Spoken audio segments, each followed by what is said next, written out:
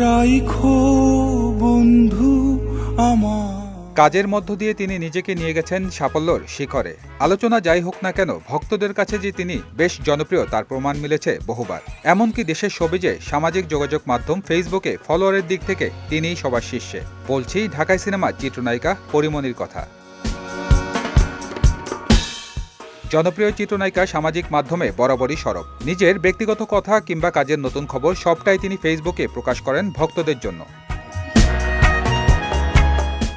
তারই ধারাবাহিকতায় সম্প্রতি ফেসবুকে মধ্যরাতে আলো আঁধারের মাঝে তোলা কিছু ছবি ভক্ত অনুরাগীদের মাঝে শেয়ার করেছেন পরিমণি, যেখানে নিজেকে লক্ষ্মী পেঁচা বলে উল্লেখ করেছেন।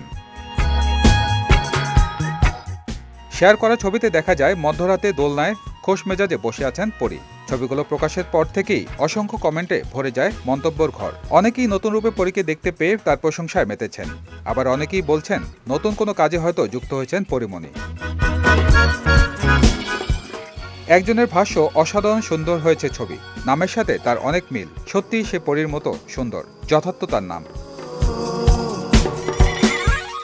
দেশের গণ্ডি ছাড়িয়ে পরিমণিকে নিয়ে বেশ উৎসাহ রয়েছে পশ্চিমবঙ্গেও। তার প্রমাণ মিলেছে বহুবার। কাজের সূত্রে প্রায় কলকাতায় ছুটে গিয়েছেন এ নায়িকা।